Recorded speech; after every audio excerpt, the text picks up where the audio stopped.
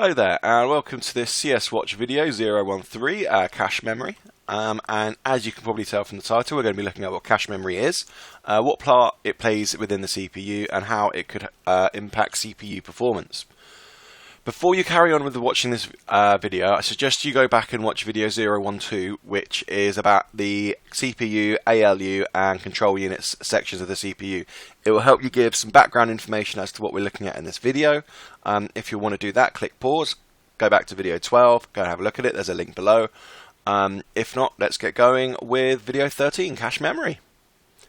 So, cache memory is very, very, very fast memory. It's as simple as that. It's got dedicated connections to the CPU, so it can be considered a form of primary storage. It's expensive compared to the RAM. If you're thinking about RAM as a memory solution for storing things when it's being run, it is very, very expensive compared to RAM.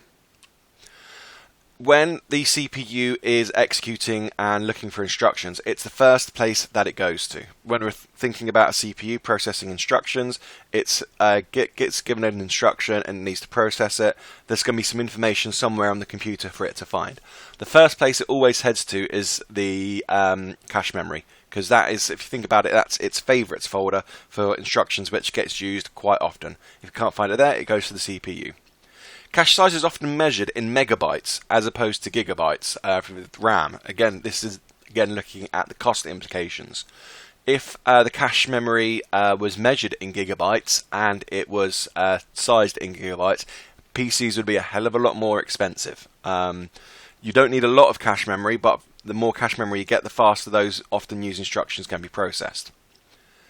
So here we've got the CPU, cache, and main memory in action. So we've got the CPU here, looks towards the cache, trying to find the instructions. If it can find the instructions, fantastic, it sends it back to the CPU. If it can't, it goes from the CPU to the cache, can't find any instructions, it goes to the main memory. At which point it finds the main memory, makes a copy of them in the cache, which then takes it back to the CPU. The reason it makes it a copy in the cache is because then if it gets used again in the future, it can be used and found relatively quickly and straightforward. So, here is a few exam questions for you, a 1 marker, a 2 marker, and a 4 marker. So again, take your time with this. You've got 7 marks, take 7 minutes, click pause, and then we can look at some answers. And now let's have a look at some answers. I hope this video has been helpful for you, and if you need any other questions, any other tips, feel free to leave them in the comment below. Goodbye.